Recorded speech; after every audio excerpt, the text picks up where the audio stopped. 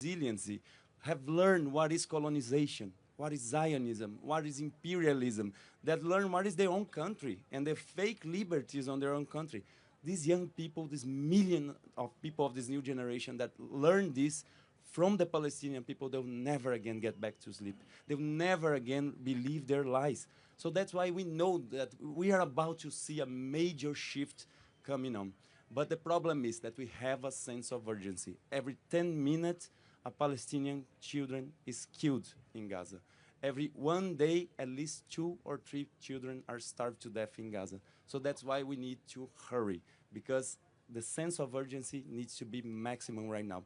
And like Yasmin said, we are all hearing about the prime minister of the Zionist entity having a meeting to talk about what will they do about a mission like that. But what should they do is not to interfere, because they're prohibited to interfere by International Court of Justice provisional rulings. In the case opened by South Africa for the crime of genocide, Israel is prohibited to stop any humanitarian mission that try to get to Gaza. So what they should do is stop occupying a people, stop trying to prevent people from being together with these people that are suffering such a huge violation. So that's why we do not fear them. This is very important for people to understand.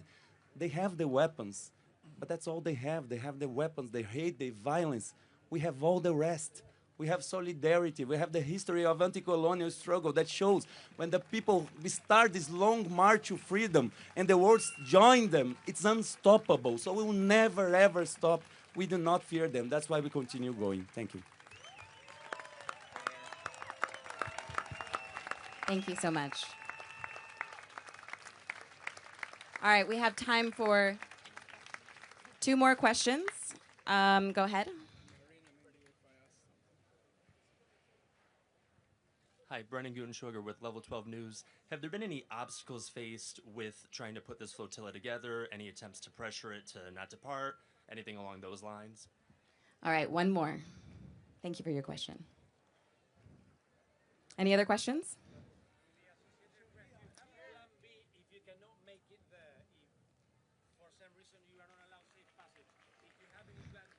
Thank you. Associated Press asked if we have a plan B if we do not make safe passage.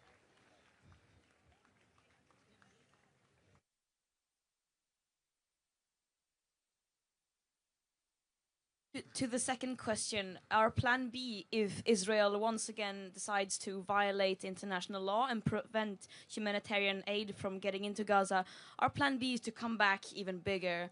As simple as that. Our aim is very clear. We aim to set sail with dozens of boats to deliver humanitarian aid, to break Israel's illegal and inhuman siege, open up a humanitarian corridor, and then deliver more aid. But let's be very clear, we do not just need aid to get into Gaza. We need an end to the occupation. We need an end to the apartheid system that Palestinians have been living under for many, many decades. This is not a mission of charity. This is an act of solidarity. What Palestinians are facing is a man-made famine. It is not just the result of Israel preventing aid from coming in. It is also the result of Israel, in a systematic way, hindering Palestinians from producing their own food. Why are Palestinians not allowed to fish? Why can they not grow food? Why are they being deprived of every means to sustain life and society? Why are children not being able to have an education? Those are the questions that we should be asking. So let's keep that in mind, that this is a mission to challenge the extremely violent business as usual and an international system that is failing to uphold international law and preventing states such as Israel from committing the worst possible war crimes. Thank you.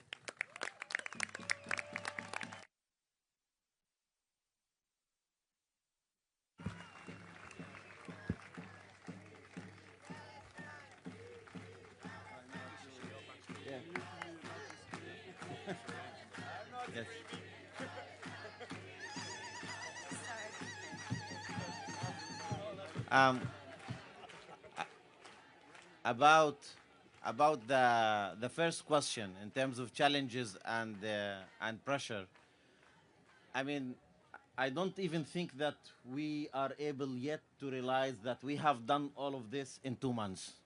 Like the whole organization, the whole structure, the whole movement, the arrangement of those ships, not only on this port, but on all the other ports that we have mentioned.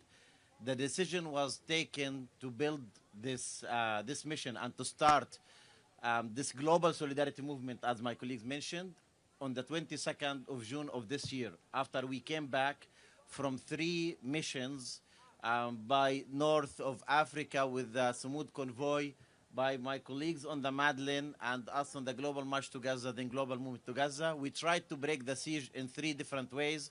And then we realized that we have to unite. We have to bring our efforts together. We have to mobilize the whole world to stand against genocide and against all oppressions. So the difficulties, the challenges to be able to achieve this mission from the beginning immense, knowing the political pressure that will be applied on different entities, knowing the logistical challenges of working with people from all around the world. And we have to acknowledge that deciding on Barcelona was the right choice for the start of this mission. Catalonia, their stand against genocide, people, civil society organizations, social movement, the municipality of Barcelona, the delegation of governments of Barcelona, everyone that we have approached in Barcelona, even the parliament, they said Barcelona will stand with you. Barcelona will give you all the facilities to be able to launch. We haven't faced any official difficulty in terms of achieving that.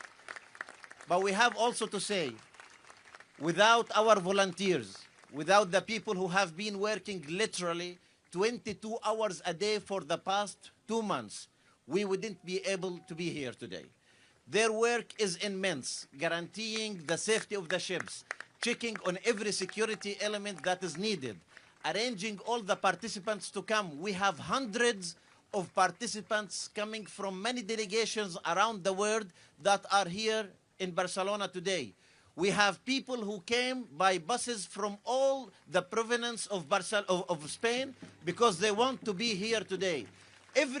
Everyone today is standing together to make this mission success. So, yes. We have been contacted by so many organizations, people who want to support in providing humanitarian aid that we can take on our ships. So in this time, we have been lucky that the political pressure has been faced by a strong, solid social movement in Catalonia that managed to bring authority to the right side of history, because we don't want our authorities to continue being complicit. While we are sailing from the port of Barcelona, all the facilities that we have been faced so far are not enough.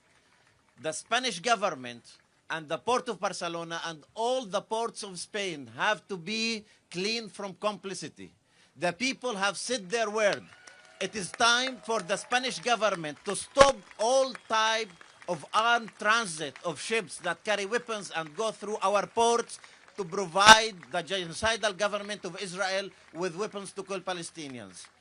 There should be a full sanctions, as my colleagues said before, full sanctions imposed on the government of Israel.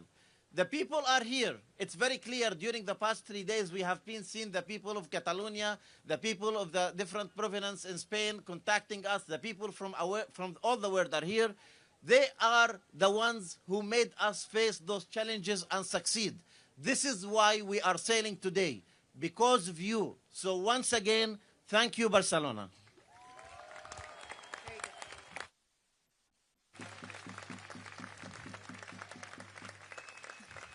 Thank you so much to our entire panel here for sharing and supporting this mission. And thank you all for joining.